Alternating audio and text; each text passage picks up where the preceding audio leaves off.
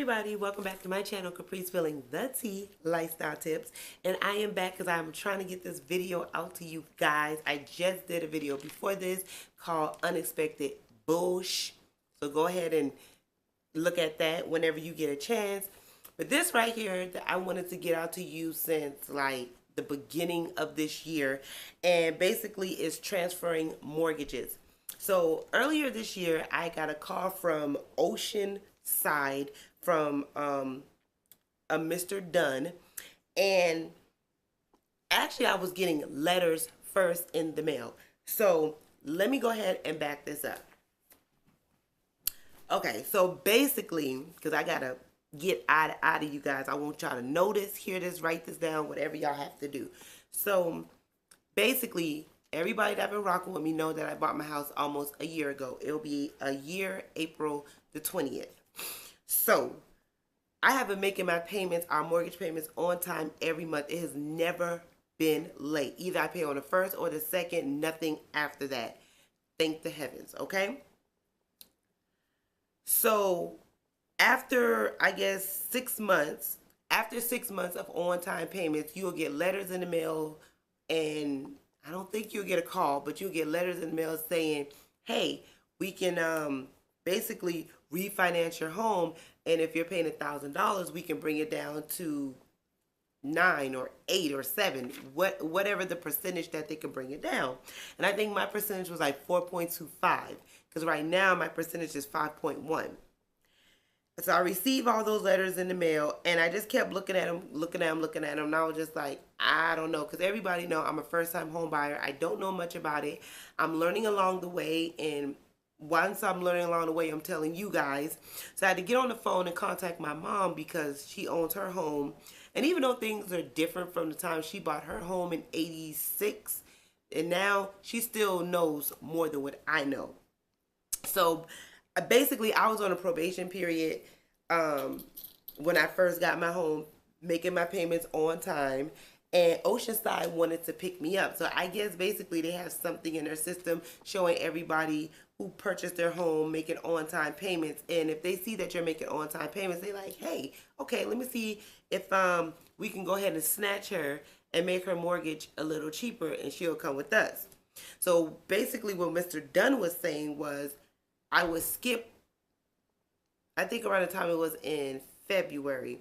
So I would have skipped March. So I wouldn't pay any mortgage for March. And then I'll start paying in April. I think I'll only pay like taxes or fees or something like that. And then I'll start paying whatever they got me paying in April. So let me see. Right. But the only thing I was questioning was my equity in my home. Will it roll over, or will I still have it, or will they keep it, or whatever the situation is. If you don't know what equity is, equity is when anytime you pay in your home is gaining equity. So I'm going to read off this chart here that I got from my bank, and it says this is about borrowing equity from your home, but I'm still going to read what is home equity and what you can do with it. So your home may be building value as its market assessment increases and you pay down on your mortgage. So every time you pay on your mortgage, half of whatever you pay go into like a little bank. You have options to borrow against it with the home equity line of credit to help you fund home upgrades and cover emergency household expenses or cover big purchases unrelated to your home.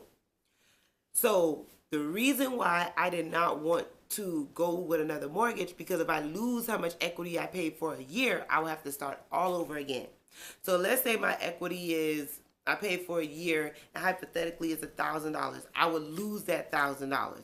Some people rather lose it up front in the beginning, because I do have a friend who said that it's best to, if you do lose your equity, it's best to lose it in the beginning instead of being in the house for 5-6 years and then lose it by refinancing with someone, which makes sense. But I don't want to lose nothing. I don't want to lose a dime. I want all of my equity. So that was basically about just borrowing equity out of your home. Don't ever do that.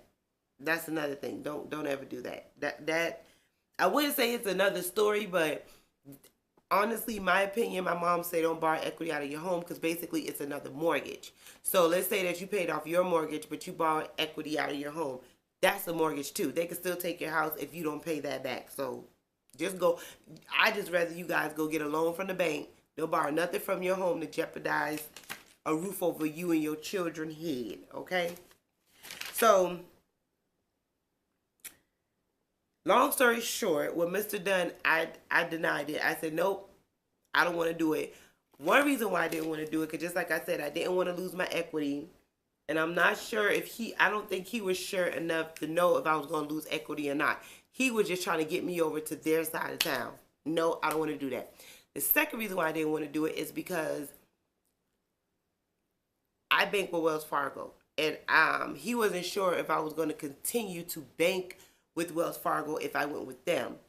He was going to send me some checks that I would write my mortgage out to whatever bank they go with. No, I don't want to do that either.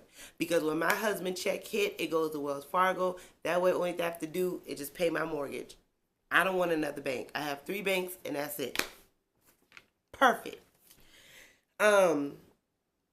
So basically, I want to let you guys know if you're thinking about purchasing a home or if you're already in that agreement of purchasing a home, please look into your equity.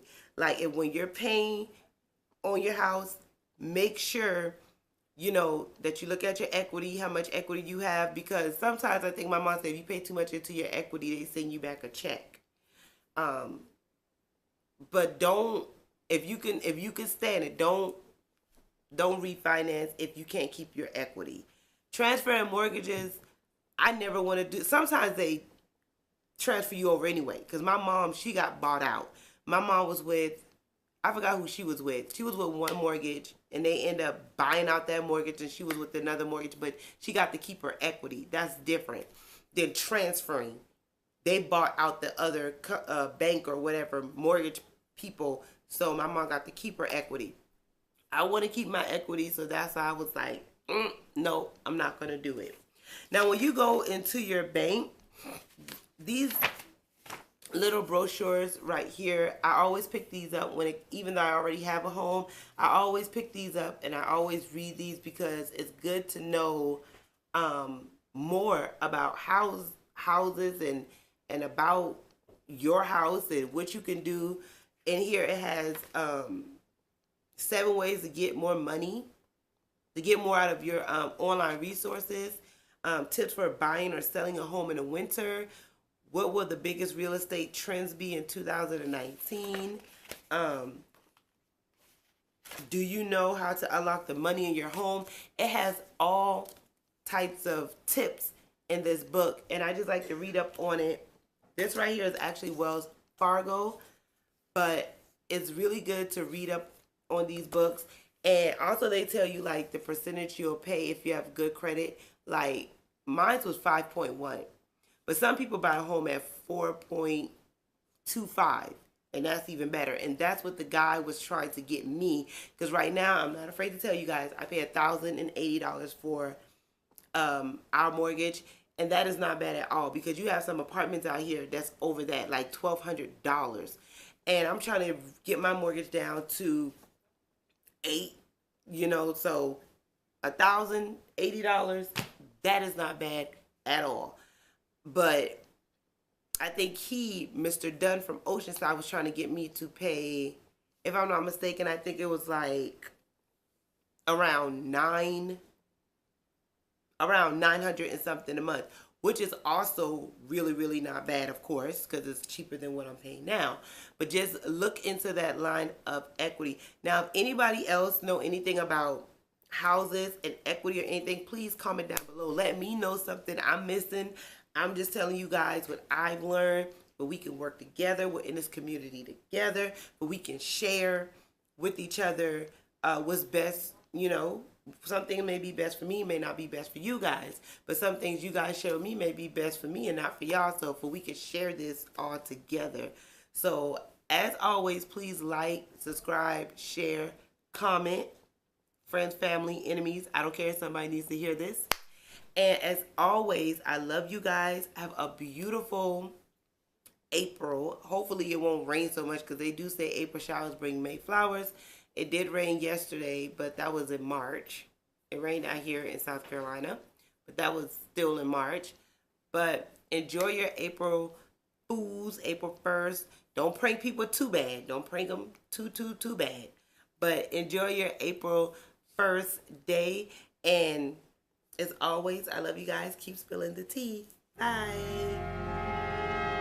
Get down.